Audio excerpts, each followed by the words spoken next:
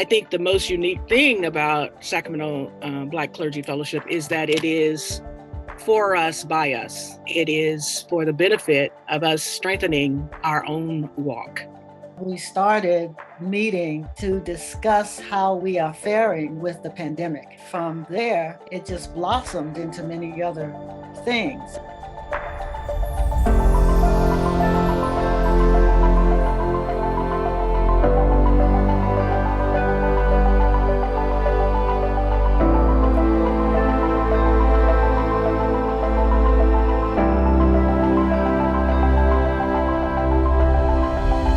We literally came together organically because we needed a space as clergy to feel safe.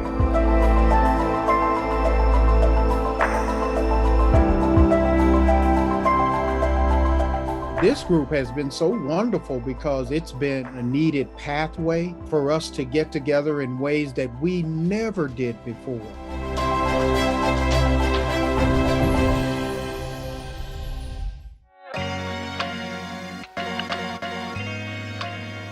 We are really better together, and when we're in groups, I believe, that exclude gender, race, we just end up by definition and by prescription becoming less than we could ever be.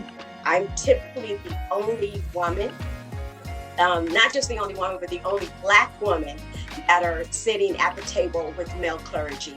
And so oftentimes I leave away feeling like I'm alone. I leave away feeling like I have to do this by myself. You know, in this group, we discovered, no, we're all trying to learn together and take the next step together. We are dealing with the same problems. And just to hear that was so liberating for me. When I'm able to see myself as a part of a village, I take that back to the people I'm leading. I've never had this experience. I don't think any of us have had this experience, but because God has afforded us this opportunity to now connect in ways we've never connected, I find that we're making one another stronger, and that's the men and the women working together.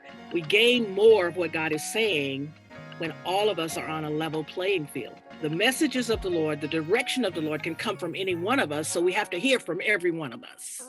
In the Black church, we're often looked at to be everything to our congregations. It has to clothe the naked, feed the hungry.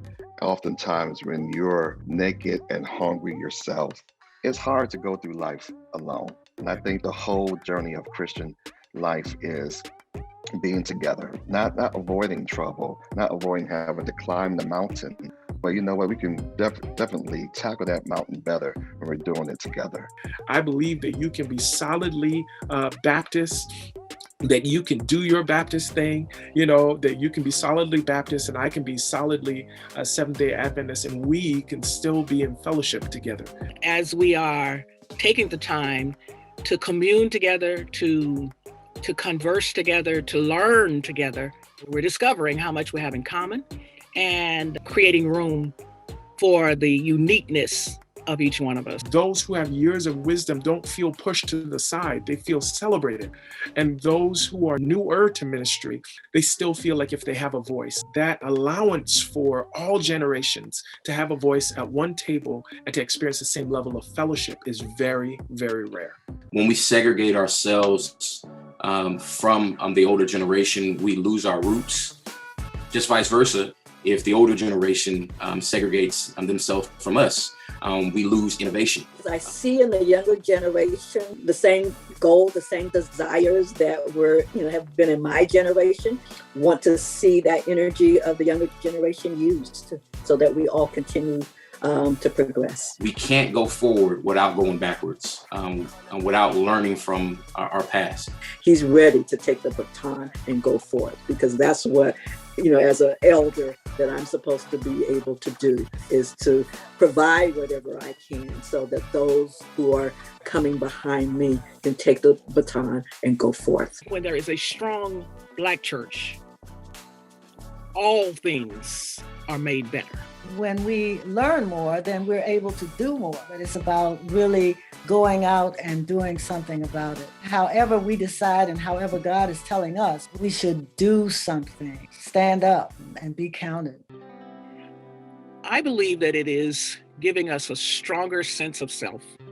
the opportunity to get to know one another without all of the inherited divisions. We felt like there was some reason for us to be distant from the other denominations, the other genders, the uneducated, that there was something wrong with the other. Since this group, I have, like I said, deepened my roots, and it has made me comfortable in who I am. I have become more unapologetic about who I am and who God has made me to be.